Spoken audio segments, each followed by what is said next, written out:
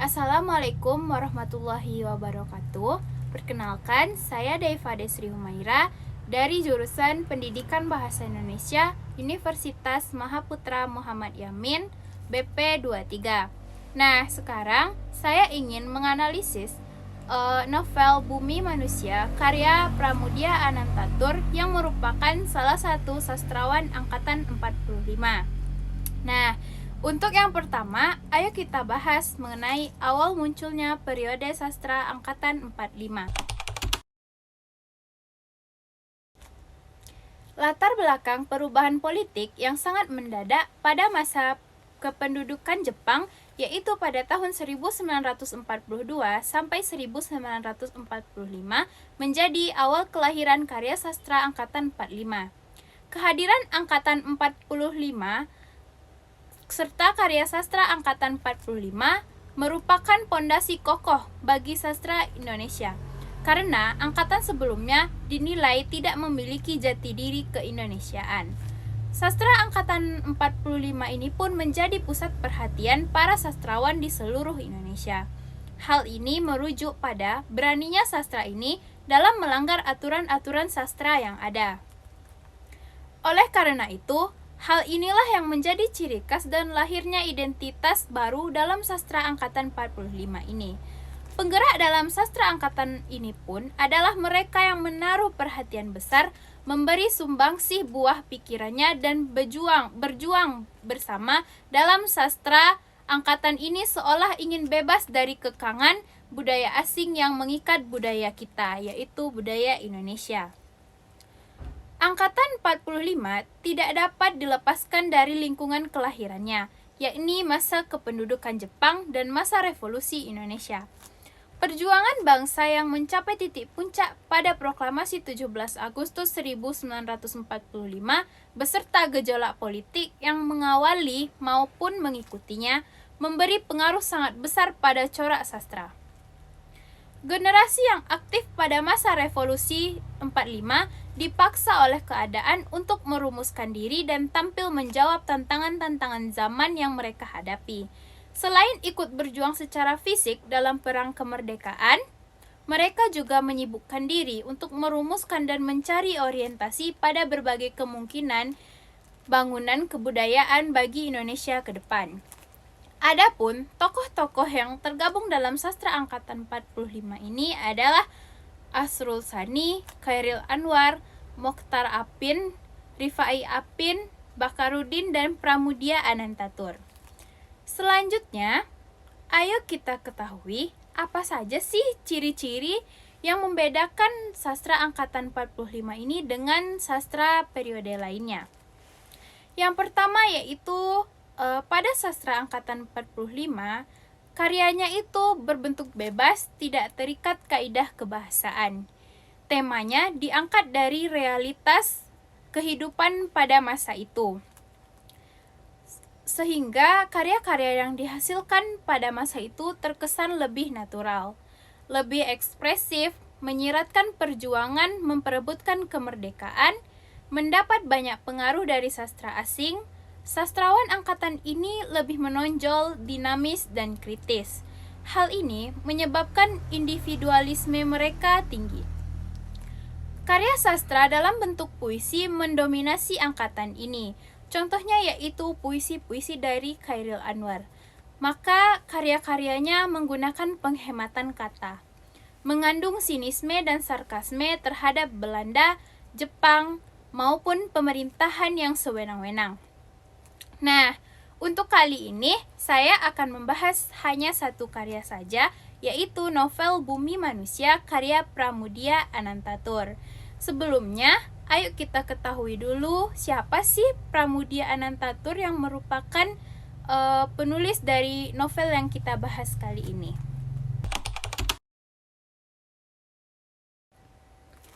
Pramudia Anantatur atau disapa akrab dengan Pram lahir di Blora pada 6 Februari 1925 dengan nama lengkap Pramudia Anantamastur. Sastrawan yang akrab disapa Pram ini merupakan anak sulung dari 8 bersaudara dari pasangan Mastur dan Umi Saidah. Ayahnya adalah seorang guru, sedangkan ibunya seorang pedagang nasi. Pram menempuh pendidikan di Sekolah Dasar Institut Budi Utomo di Blora. Saat di sekolah dasar, Pram pernah tidak naik kelas sebanyak 3 kali. Hal ini membuat sang ayah yang merupakan seorang kepala sekolah merasa malu dan Pram juga dianggap sebagai anak yang bodoh. Sehingga setelah Pram lulus, sang ayah tidak mau mendaftarkannya ke jenjang sekolah berikutnya. Untungnya, sang ibu bersedia membiayai dan menyekolahkan Pram di Radio Vault School atau sekolah telegraf. Pram sebenarnya lulus dari sekolah telegraf, namun dia tidak sempat mendapatkan sertifikat karena kelulusannya bertepatan dengan kedatangan Jepang ke Indonesia.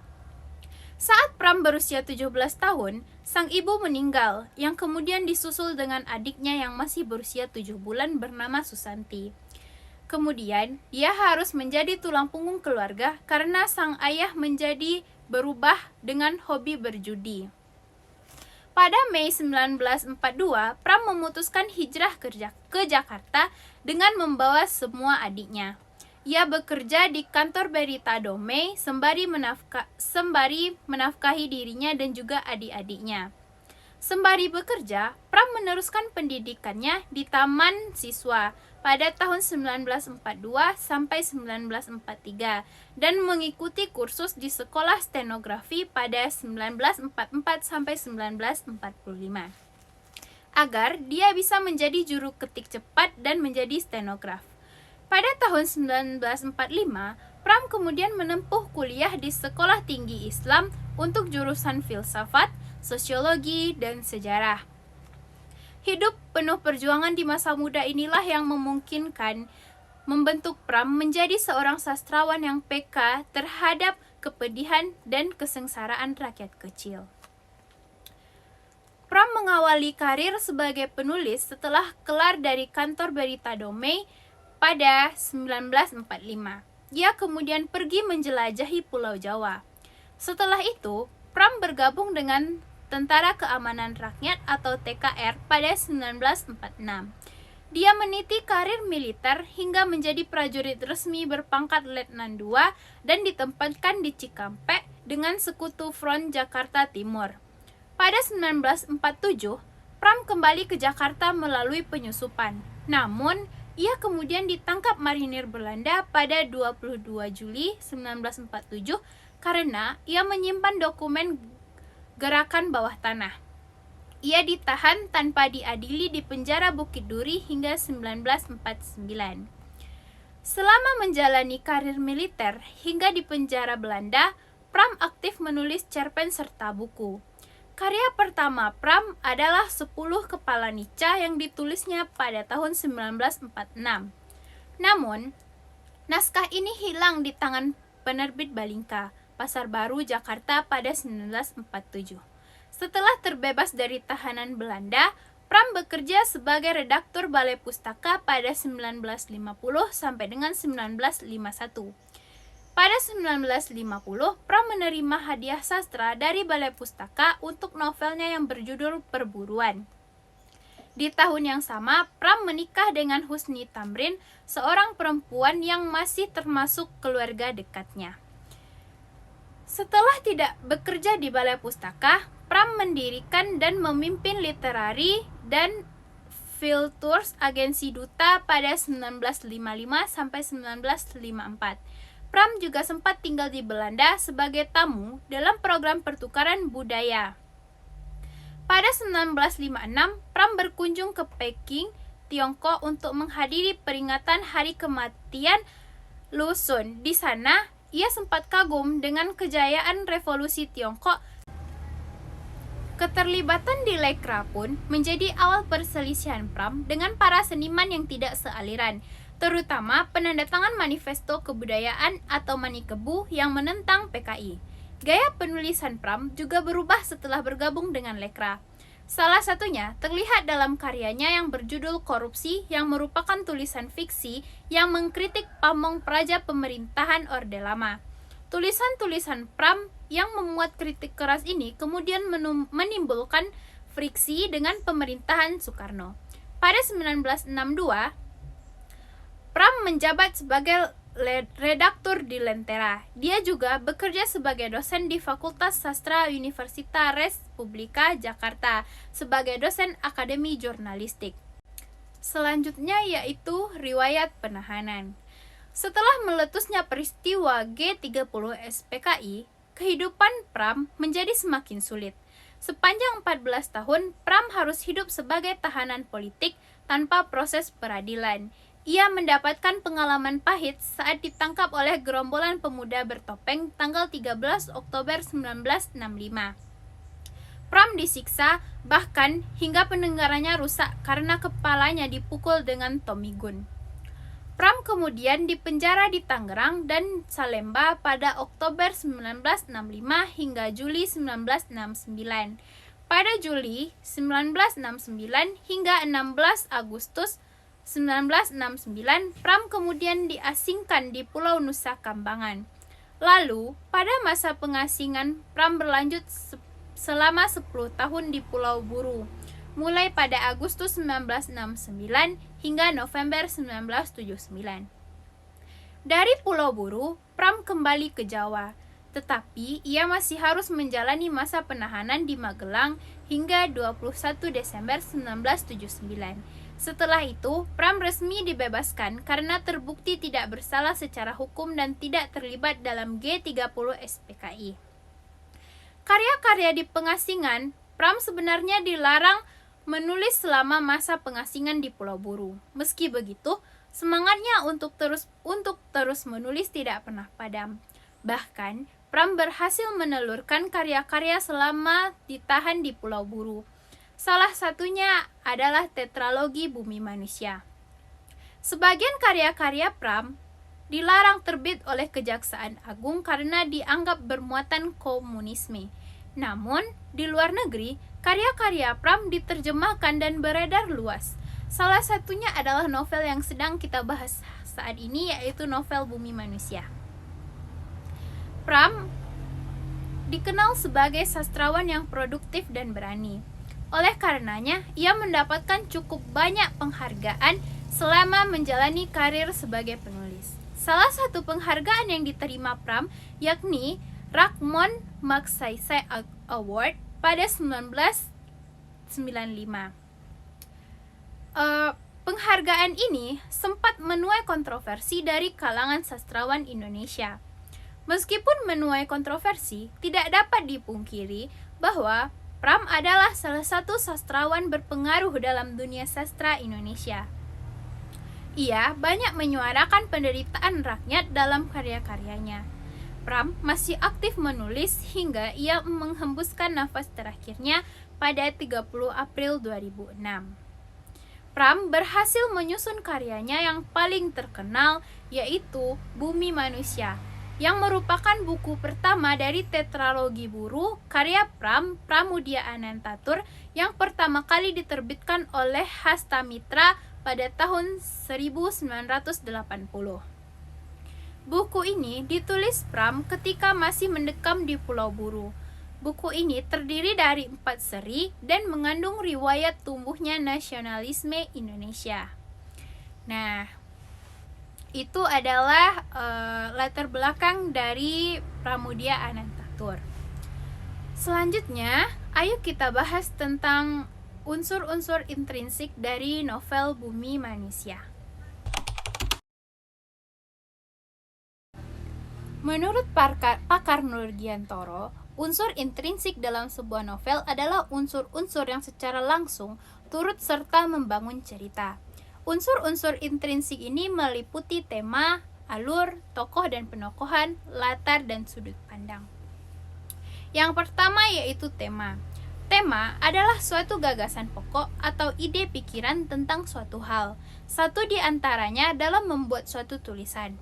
Pada setiap tulisan pasti mempunyai sebuah tema, karena dalam penulisan dianjurkan harus memikirkan tema apa yang akan kita buat. Tema dalam novel Bumi Manusia ini memiliki tema tentang kisah percintaan seorang pemuda keturunan pribumi Jawa dengan seorang gadis cantik keturunan Belanda. Yang kedua yaitu alur. Alur cerita atau plot adalah urutan beberapa peristiwa dan setiap peristiwa tersebut mempengaruhi peristiwa berikutnya melalui prinsip sebab dan akibat. Peristiwa sebab akibat dari suatu plot dapat dianggap sebagai serangkaian peristiwa yang dihubungkan oleh penghubung dan seterusnya. Alur dalam novel Bumi Manusia ini menggunakan alur mundur, seperti dapat kita baca dalam halaman 10 dari novel Bumi Manusia, yaitu 13 tahun kemudian catatan pendek ini kubacai dan kupelajari kembali. Kupadu dengan impian dan khayal. Memang menjadi lain dari aslinya, tak kepalang tanggung, dan begini kemudian jadinya. Yang ketiga yaitu tokoh dan penokohan. Tokoh adalah orang-orang yang ditampilkan dalam sebuah karya naratif atau drama, yang oleh pembaca diartikan memiliki kualitas moral dan kecenderungan tertentu seperti yang diekspresikan dalam ucapan dan apa yang dilakukan dalam tindakan.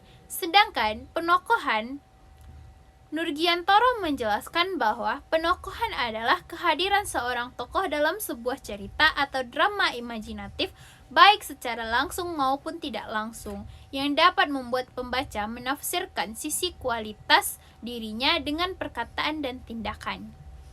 Tokoh dalam novel Bumi Manusia yaitu Minke, Nyai Ontosoroh, Herman Melema, Annelies Melema, Robert Melema, Ayah Minke, Ibu Minke, Robert Surhoff, Jean Marais, Mai Marais, Darsam dan juga Ajong.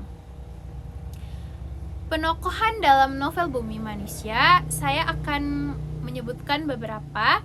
Yang pertama yaitu Minke atau Sinyo. Nyai Ontosoroh memanggilnya Sinyo.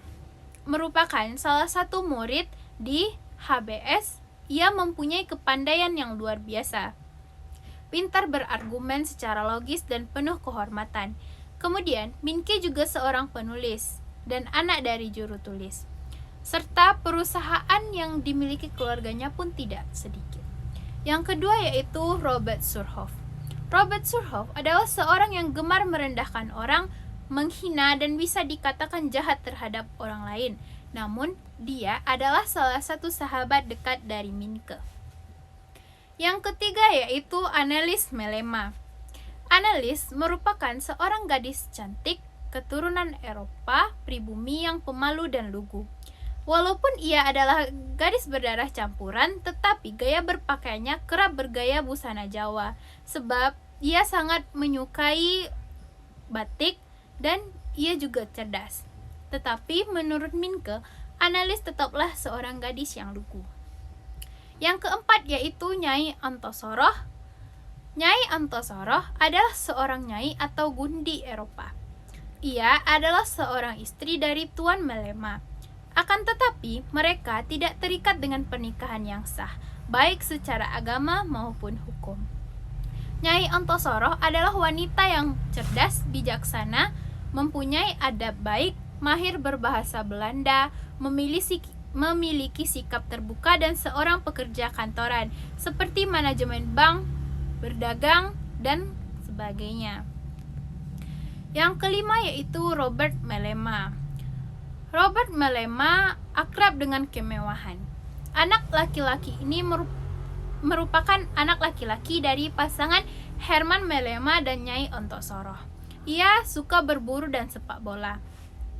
Dia benci pada semua dan segala yang berbau bumi putra, kecuali keenakan yang bisa didapat daripadanya. Menurutnya, tidak ada yang lebih agung daripada jadi orang Eropa dan semua pribumi harus tunduk kepadanya. Dia juga tidak pernah menganggap Nyai Ontosoroh sebagai ibunya. Yang keenam yaitu Darsam. Darsam adalah lelaki Madura berumur mendekati 40 tahun. Tingginya sekitar 160 dengan kumis baplang hitam, kelam, dan tebal. Dia adalah tangan kanan dan orang kepercayaan dari Nyai Ontosoroh. Temperamennya tinggi. ia siap membabat siapa saja yang dianggap musuh majikannya dengan parang yang selalu terselip di pinggangnya. Meskipun begitu, Darsam adalah orang yang loyal dan setia, bukan saja kepada Nyai Ontosoroh, tetapi juga kepada Anneliese dan Minke. Dia bahkan rela berkorban nyawa demi menyelamatkan Anneliese dan Minke. Yang ketujuh yaitu Herman Melema. Herman Melema adalah laki-laki yang pandai dan baik hati. Dia mendidik istrinya yaitu Nyai Ontosoroh yang sebelumnya hanya gadis desa yang bahkan tidak bisa berbahasa Melayu, menjadi wanita yang pandai layaknya seorang wanita Eropa yang terpelajar. Herman Melema hidup senang dan berbahagia hingga suatu saat kepribadiannya kacau, bahkan hilang akal karena kedatangan anak laki-laki dan istrinya yang pertama dari Nederland. Selanjutnya yaitu Ibu Minke. Ibu Minke adalah seorang yang penyabar dan bijaksana. Dia merupakan istri bupati. Ia adalah wanita Jawa yang memiliki semacam kebijaksanaan yang merupakan perpaduan dari pengetahuan atau kebudayaan Jawa dan pengalaman hidup. Dia tidak pernah memarahi Minke. Dia selalu merestui anaknya, asalkan berani memikul akibat dan tanggung jawab. Tidak lari dari apa yang sudah dilakukannya. Banyak kata-kata mutiara yang terpatri dalam diri Minke yang berasal dari kata-kata ibunya.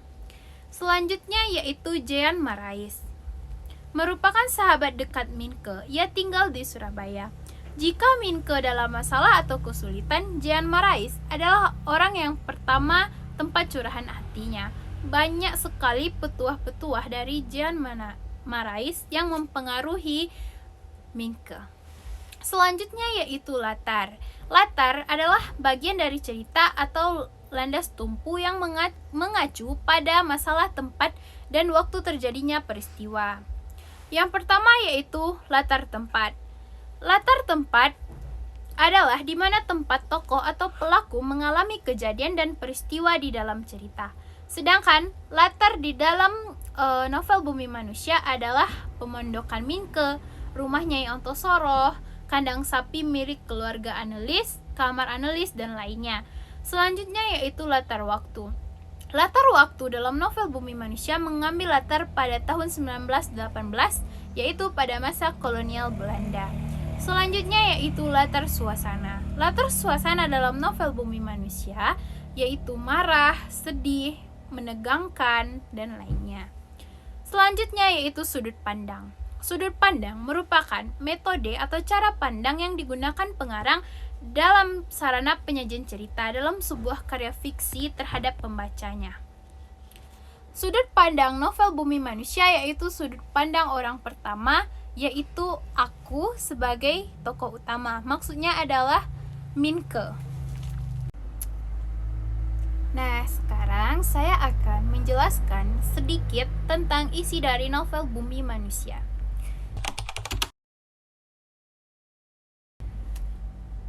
Tri Ardi Serjo, orang memanggilnya dengan sebutan Minke, sedangkan Nyai Ontosoroh memanggilnya dengan Sinyo. Merupakan anak dari seorang Bupati Wonokrobo, Kota B, sehingga ia disekolahkan agar kelak menjadi bupati layaknya sang ayah. Tetapi dirinya menolak hal tersebut.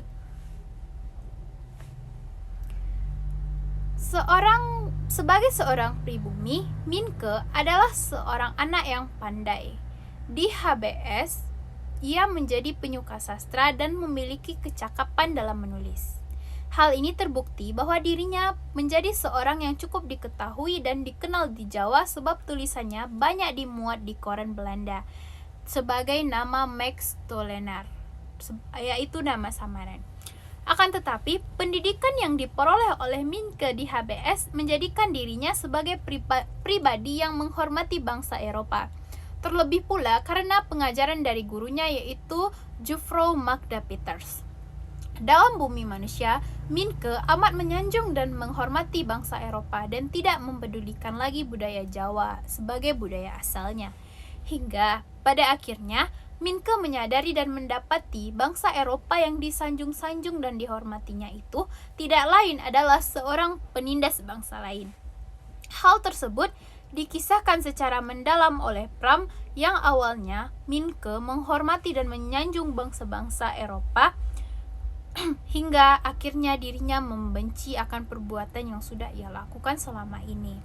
Seperti yang sudah dijelaskan di awal, rangkaian kisah di dalam bumi manusia amatlah pelik, bahkan bisa dikatakan kompleks. Kisah bumi manusia benar-benar berawal saat Minke mendapatkan tantangan dari temannya yaitu Robert Surhoff untuk ke Wonokrobo mendatangi seorang gadis cantik berdarah Indo-Eropa yaitu Annelies Melema, hingga kemudian Surhoff menjadi rival Minke sebab mereka menyukai dan mencintai orang yang sama. Namun, Annelies justru mencintai Minke. Annelies menetap di sebuah rumah mewah nan indah bersama seorang nyai yaitu Nyai Ontosoroh dan kakaknya yaitu Robert Melema. Dalam novel ini tidak hanya Minke dan Annelies yang mendapat penekanan, melainkan juga Nyai Ontosoroh. Dikisahkan bahwa ia dijual ke orang Belanda oleh ayahnya sendiri. Hal itu dilakukan agar ayahnya dapat menempati jabatan yang lebih tinggi. Naasnya, tanpa adanya ikatan pernikahan, Nyai Ontosoroh harus hidup bersama dengan Tuan Melema, yaitu orang yang belum pernah diketahui dan dikenal olehnya. Nyai Ontosoroh memiliki dendam pada orang tuanya itu sehingga ia memiliki tekad untuk mengangkat derajat dan martabatnya sendiri melalui pengetahuannya. Nyai Ontosoroh kemudian belajar dari Tuan Melema. Ia membaca buku Eropa, mempelajari kehidupan bangsa Eropa, belajar membaca, menulis, dan memanajemen perusahaan. Awalnya Tuan Melema sangat baik dan mencintainya. Walaupun dirinya tidak pernah dinikahi secara agama dan hukum, tetapi itu semua sirna saat anak sah dari Tuan Melema dari Belanda hadir untuk bekerja di Indonesia serta menggugat Tuan Melema. Hal ini mengakibatkan Tuan Melema pergi dan meninggalkan Nyai Ontosoroh dalam keadaan yang kalut. Walaupun demikian, Nyai Ontosoroh sudah memiliki banyak pengalaman sehingga dia bersama Annelies mendirikan dan membangun sebuah perusahaan yang amat besar. Dengan begitu, ia membuktikan kepada orang-orang meski dirinya hanyalah seorang nyai, tetapi ia mampu disegani sebab kekayaan melimpah yang diperoleh dari hasil keringatnya sendiri dan menjadi seorang wanita yang mandiri. Di samping itu, Robert Surhoff Robert Melema, yaitu kakak dari Annelies Melema, cenderung mengikuti sang ayah dan enggan untuk mengakui Nyai Ontosoroh sebagai ibunya. Minke yang hadir di kehidupan mereka disambut hangat oleh keduanya, tetapi itu tidak disenangi oleh banyak orang, terlebih orang tua Minke. Hal itu karena Ontosoroh merupakan seorang nyai. Nyai pada masa itu dianggap sebagai wanita yang tidak mempunyai norma dan kesopanan, sebab statusnya yang hanya sebagai istri simpanan. Maka dari itu, Nyai Ontosoroh mulai berusaha dan belajar keras agar dirinya dapat diperlakukan layaknya manusia pada umumnya.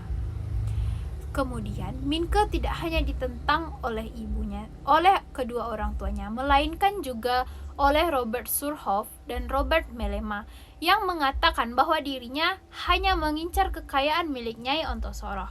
Di tengah banyaknya hambatan dan tantangan yang banyak dihadapi Minke, ia tetap bisa mendapatkan Annelies. Hal itu sebanding dengan banyaknya tantangan di luar sana sebab Annelies adalah seorang wanita yang cantik jelita, mempunyai pribadi yang lembut dan baik. Hal ini terbukti melalui sikapnya yang mampu mengelola perusahaan dengan Nyai Ontosoroh selaku ibunya. Segala kebaikan yang telah Minke dapatkan sampai akhirnya ada bencana lagi yang menghampirinya. Dirinya sangat amat terpuruk dan terjatuh. Hukum Belanda atau bisa dikatakan hukum bangsa Eropa yang telah menjatuhkan dirinya, sebuah bangsa yang ia hormati dan ia sanjung. Selepas kematian Tuan Melema yang masih menjadi tanda tanya besar.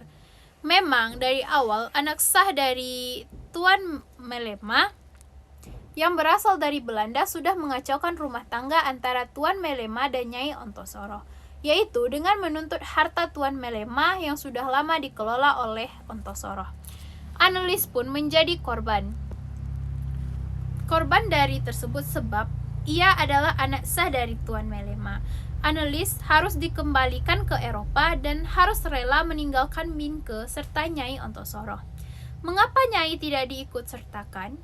Karena ini emang sedari awal Nyai tidak pernah menikah dengan Tuan Melema secara sah, sehingga ia pun harus mengikhlaskan semua perusahaan yang telah dibangunnya bersama Annelies itu. Minke dan Nyai Ontosoro mencoba semaksimal mungkin untuk mempertahankan dan melindungi perusahaan serta mempertahankan Annelies yang hendak dibawa ke Belanda. Akan tetapi, hukum Eropa tidak memihak pada orang pribumi seperti mereka. Lantas, apakah Minke dan Nyai Ontosoro berhasil mempertahankan Annelies dan perusahaannya itu? Ataukah hukum Eropa yang tidak memihak pada orang pribumi? Baiklah, hanya itu analisis dari novel Bumi Manusia yang bisa saya bawakan. Terlebih dan terkurangnya saya minta maaf. Saya akhiri dengan Assalamualaikum warahmatullahi wabarakatuh.